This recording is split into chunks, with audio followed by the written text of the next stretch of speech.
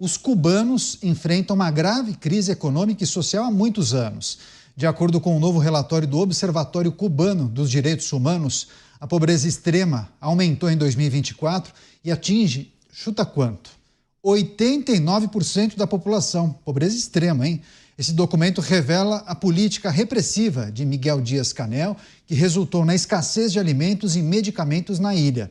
Além disso, o regime aumentou a precariedade dos serviços públicos básicos. O relatório mostra que 7 em cada 10 cubanos deixaram de ter acesso a uma das refeições diárias por causa da escassez de alimentos. Além disso, os apagões, inflação, custos de vida, baixos salários e saúde pública também são as causas que atingem o país e, naturalmente, prejudicam muito a qualidade de vida dos cubanos. Mota, esses números eu acho que contestam qualquer tipo de defesa de que alguma pessoa faça para enaltecer o regime comunista e dizer que aquilo funciona, que é um exemplo para o mundo e por aí vai, né?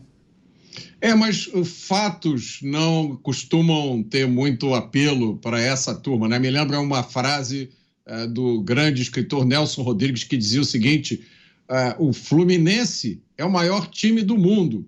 Se os fatos dizem o contrário, pior para os fatos.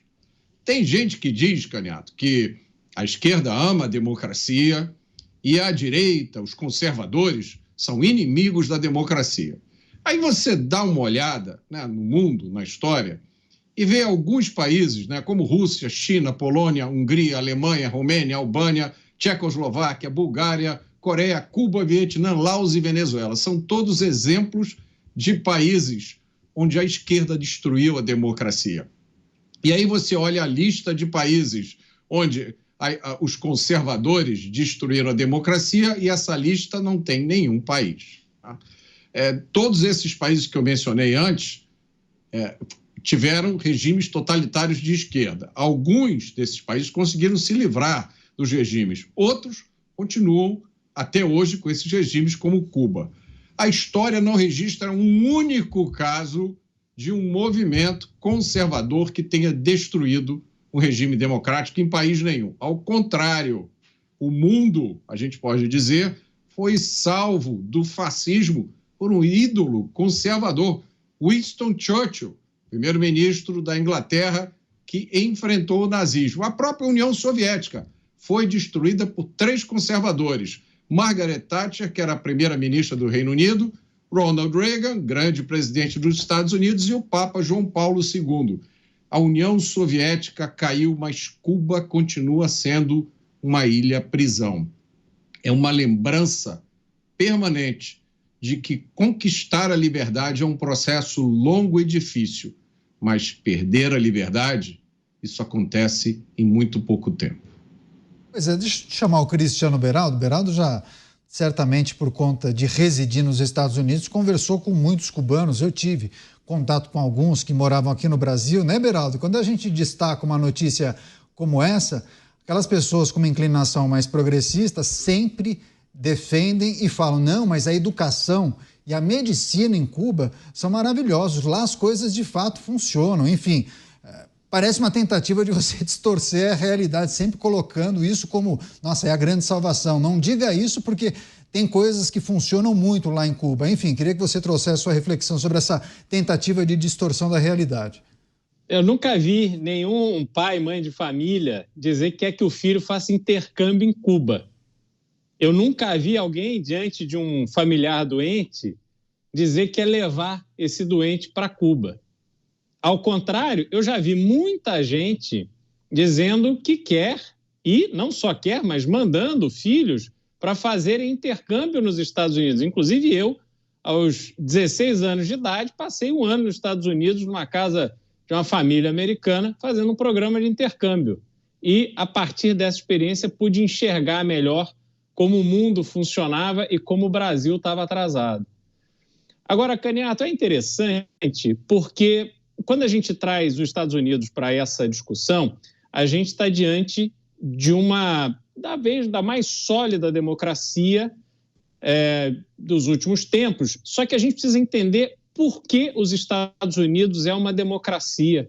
E tem um elemento fundamental quando os Estados Unidos foi fundado, foi criado, foi organizado. A democracia é o instrumento que foi encontrado ou que foi definido para preservar as liberdades, Caniato.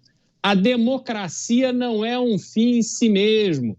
A democracia só faz sentido se for para garantir liberdade. E as liberdades individuais, elas são sagradas na Constituição norte-americana. Quando você coloca na perspectiva de pessoas progressistas, a turma da esquerda, no Brasil a gente encontra isso todos os dias, essas pessoas que enchem a boca para dizer que precisa defender a democracia, porque estão ameaçando a democracia, porque a democracia.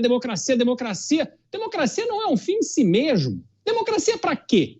Qual é o propósito dessa democracia tão defendida por essas pessoas? Se não for para defender e proteger as liberdades individuais, nada faz sentido. Nós temos lugares que não são democráticos, são controlados por reis, por sheiks e assim vai, que são muito prósperos, onde as pessoas têm uma liberdade bastante extensa.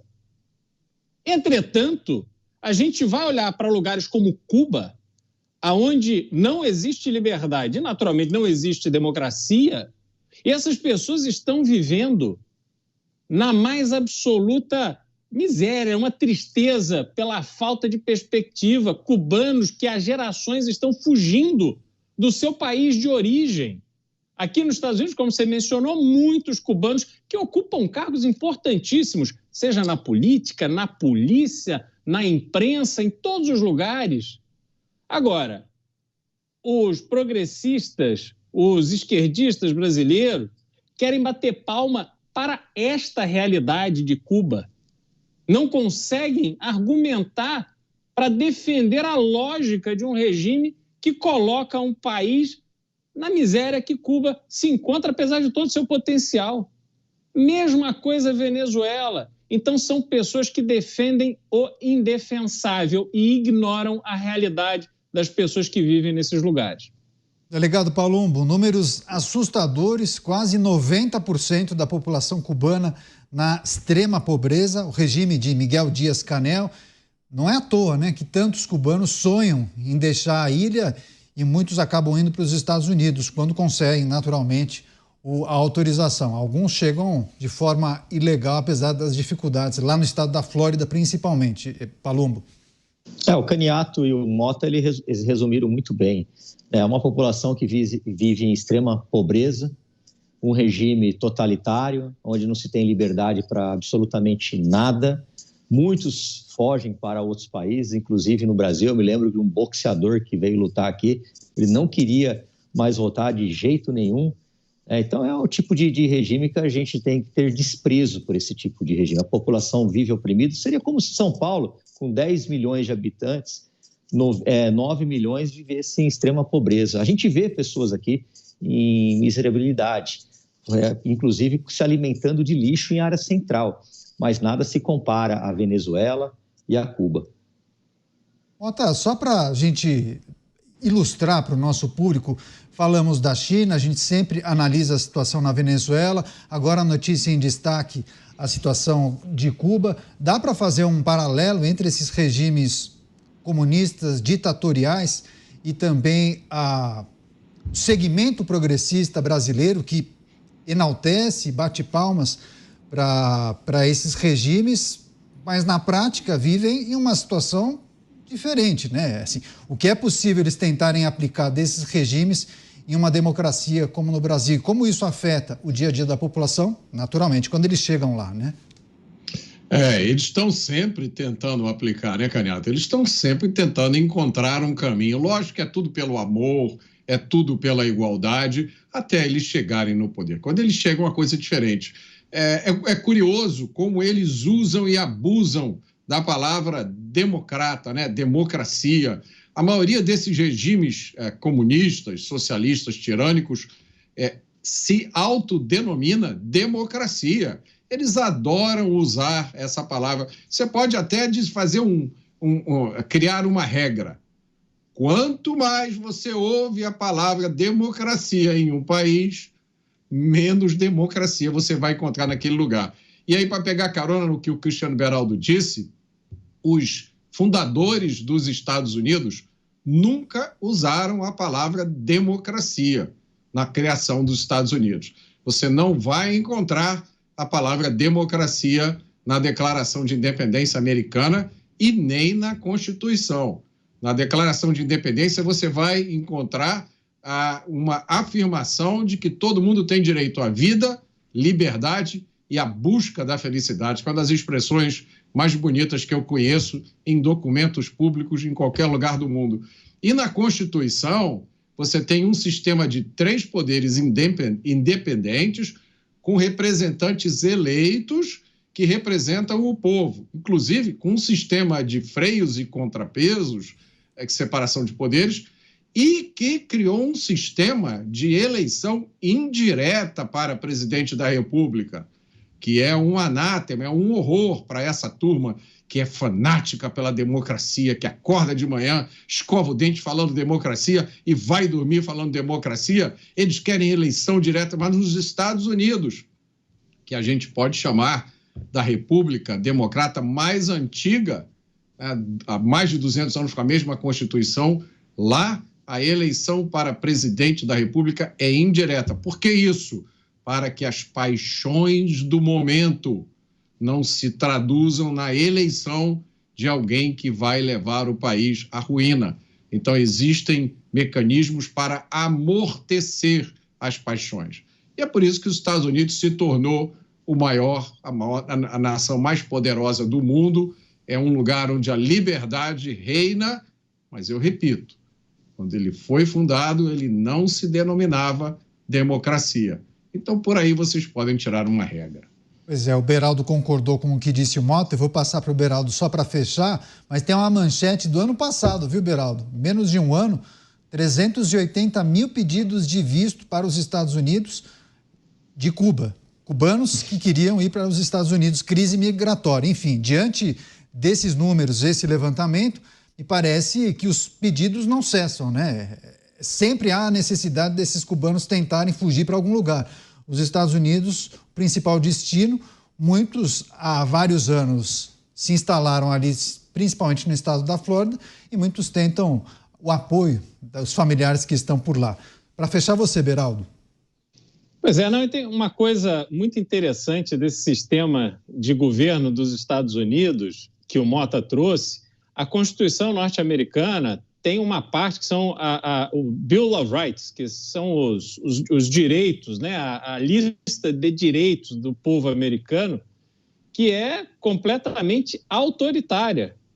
A população americana tem direitos que a maioria pode se reunir, que ela não conseguirá alterar. E isso é protegido de uma forma muito veemente por todos, porque ali está a base da existência de um país tão próspero, tão organizado como é os Estados Unidos, apesar das dificuldades que vive hoje diante dessa gestão democrata de Joe Biden. E aí tem um outro ponto, Candidato, só para fechar o que o Mota disse, claro, é que esse sistema de eleição indireta, em que o candidato precisa conquistar o voto dos delegados em cada um dos estados, onde cada um dos estados importa, faz com que as campanhas presidenciais não se concentrem apenas em áreas populosas e que o candidato tenha um projeto para cada um dos estados. E isso, segundo analistas norte-americanos que nem conhecem a realidade brasileira, veja só, eles trazem que esse é um sistema que evita, que impede, que tire a lógica de um candidato a presidente começar a vender cargos, trocar cargos por apoio em algumas regiões mais populosas dos Estados Unidos. Então, é como se ele chegasse na Califórnia, por exemplo, que existe uma militância em favor do meio ambiente, ecologia e etc., e ele chega na Califórnia e diz, olha, eu vou te colocar na agência reguladora do meio ambiente se você me trouxer os votos. Então, esse sistema de eleição do colégio eleitoral estabelecido pelos pais fundadores dos Estados Unidos, ele funciona de uma forma cada vez melhor e protegem o país dessa realidade que a gente vive no Brasil de troca de favor, troca de cargo, esse monte de candidatos, essa confusão, aonde muitas vezes, em geral, aquele que é eleito não tem compromisso com o país inteiro.